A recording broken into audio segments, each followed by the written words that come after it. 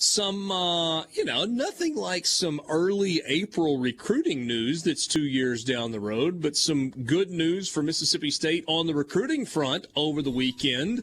If you think the line of scrimmage is important, Mr. Haydad. Absolutely. 2 years down the road, it's this class. That's right. It's 2023. Yeah. So yes. this coming 2023 class is a real year. That's happening soon. Yeah. Yeah. You got a few months still to National Signing Day, but yes, big pickup.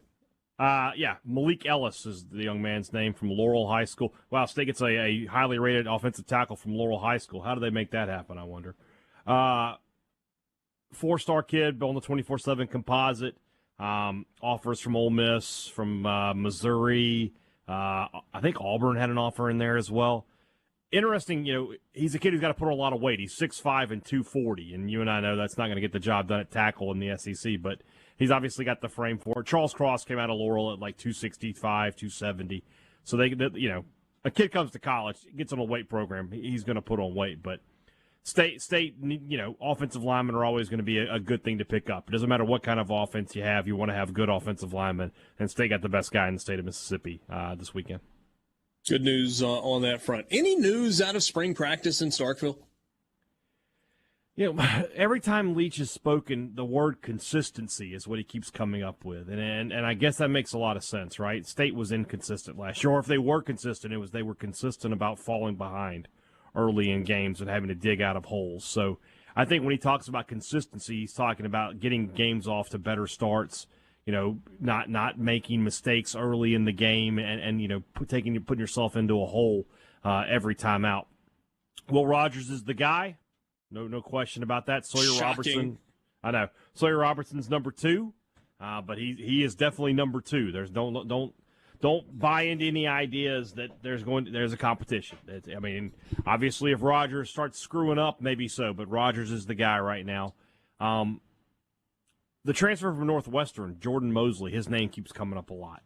People are impressed with him so far as State tries to figure out how they're going to rotate their wide receivers this year. Percy Lewis still holding down that left tackle spot, trying to replace Charles Cross.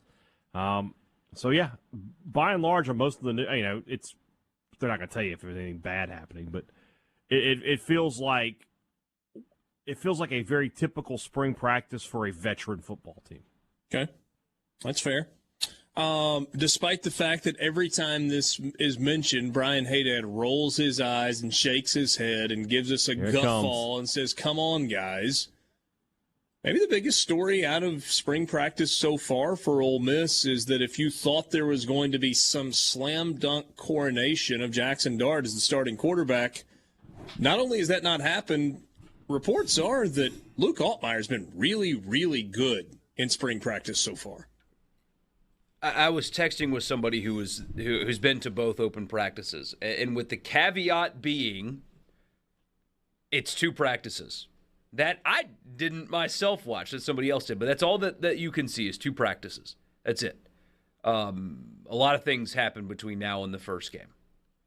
But this person who I know very well and I trust said, in his mind, it's clear that Jackson Dart has a higher ceiling, is more talented. He said, but after seeing the second scrimmage, air quotes, if they had a game like today, he thinks that Altmaier would start. And again, it's April. Doesn't matter. Nothing matters right now, but that's kind of a look into the way it appeared to the casual eye, and he's not the only person that said that. Yeah, the people that I've talked to so far say that, it's pretty clear that Jackson Dart has got a big arm, which is not surprising. If you are saying, well, is his arm as big as Matt Corral's? No, it's not right now. The 18-year-old Jackson Dart, or 19 if he's turned 19 now, he's not got the same cannon. What are you looking at? Did Dart call Altmaier a kid this weekend? I don't know. Didn't he say like he's a good kid or something in one of the interviews? Maybe so, but isn't Altmaier older than him? By about a year. He's 19 and Dart's 18. I love that. That's fantastic. But, hey, Dad, I might say that you're a good kid. If you want to. Yeah, I appreciate that. Yeah. Anyway, just kind of finishing that thought out. Is his arm the same as Matt Corral's? No. But was anybody's going to be? No. Matt Corral had a really big arm. It's the reason that he is potentially a first-round draft pick in the NFL coming up in a month. But should we be surprised if Luke Altmaier is ahead of Jackson Dart right now? He's been in the system for a year and a half.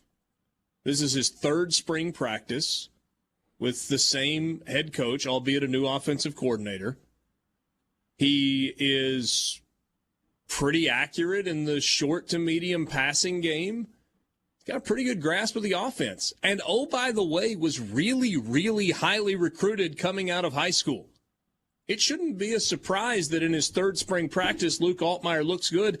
And it also shouldn't be a surprise that Luke Altmaier is not ceding the job to somebody who's been on campus for 3 months. And he's not. He's competing and he's trying to go out and win the job. And if you listen to Luke Altmaier talk, he's confident. And maybe it's going to be a battle. We'll see where it ends up. Certainly is worth watching and makes the spring game more fun this year at Ole Miss than it has been in a long time.